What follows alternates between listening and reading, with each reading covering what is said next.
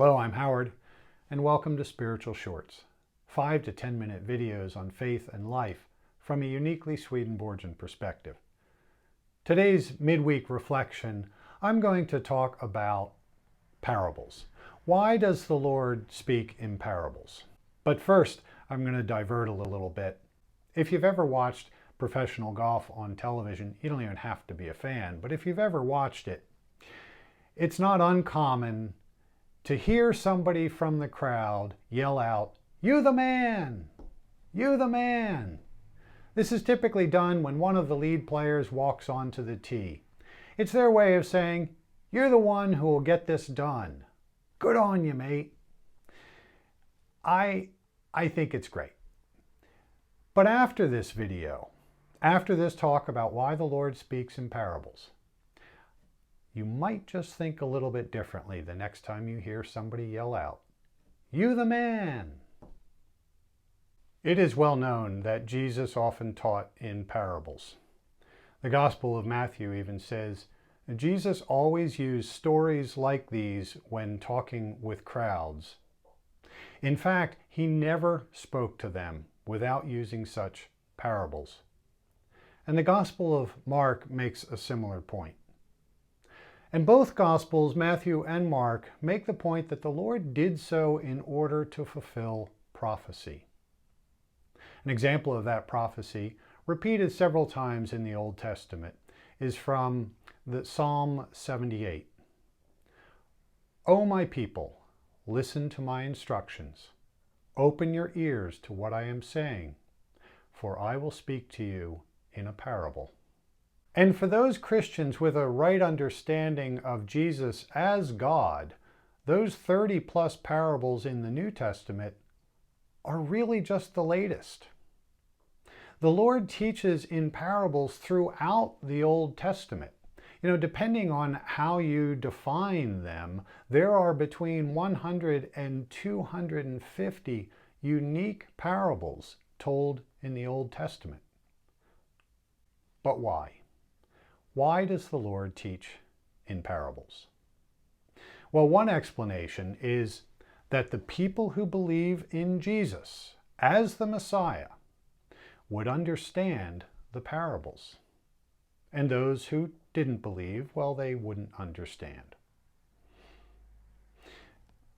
But at one level, this explanation doesn't make a lot of sense, if in fact, he was always speaking in parables.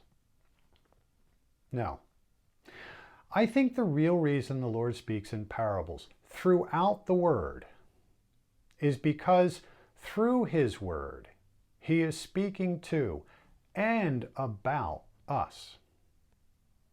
Of course, if He was speaking to us about our shortcomings, we wouldn't be able to listen. But if we think He's speaking about someone else, maybe some character from the Bible, or maybe a neighbor we recently had a disagreement with, well, we can see that message. It's always easier to see the faults in others. There is one story that best demonstrates the way these parables work, and it's from the Old Testament. Everyone with even a passing knowledge of the Bible is well aware of David, the shepherd boy who killed Goliath and rose to become the king of all of Israel, arguably the greatest king. But while a great king, David was a flawed human being. An example of this is the story of how David desired to marry Bathsheba. But Bathsheba was already married to Uriah, a commander in David's armies. David had a solution for this. He decided to arrange for the killing of Uriah in the heat of battle. This freed Bathsheba to marry David. And this is where the power of the parable comes into play. The prophet Nathan was in the land, very well respected by David. And Nathan sends word to David that he needs to speak with him. David, respecting Nathan, invites him in to listen to the important matter of state that he has to share with him. This is the story.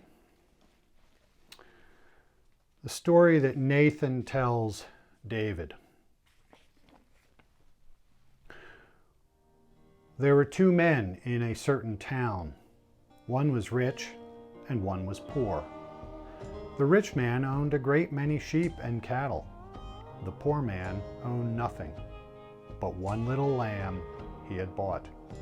He raised that little lamb, and it grew up with his children. It ate from the man's own plate and drank from his cup. He cuddled it in his arms like a baby daughter. One day, a guest arrived at the home of the rich man, but instead of killing an animal from his own flock or herd to feed the man, he took the poor man's lamb and killed it and prepared it for his guest. David was furious. "As surely as the Lord lives," he vowed, "any man who would do such a thing deserves to die." Nathan's reply to David: "You are that man. You're the man." When we realize that the Word is more about the person reading it than it is about the characters in the Word, then the Lord is truly able to begin His work of transforming us. There's also a very practical application to this aspect of human nature. It helps to explain why some people find it very useful to speak with a counselor, or even an especially good listening friend. You see, verbalizing the things that we are struggling with helps us to see those things devoid of the veil that the ego puts up. It helps us to see things more clearly when they are not inside of us, but they are outside of us, even spoken. A similar thing is reported by people who journal frequently.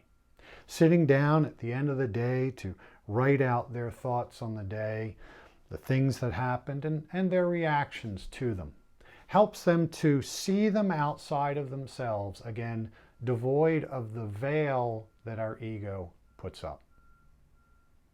So, the next time that you're listening to a story from the Word, or reading the Word, or even reading a good book, you might find some benefit in realizing, like David, you're the man. You're the man. I hope you're keeping well as the weeks pass. Looks like some governments are reporting some real progress against this coronavirus. Thank you for watching this episode of Spiritual Shorts, 5 to 10 minute videos on faith and life from a uniquely Swedenborgian perspective. If you like the video, please click like, and if you'd like to see further videos, please click the subscribe button. And I really hope you have a great day. God bless you.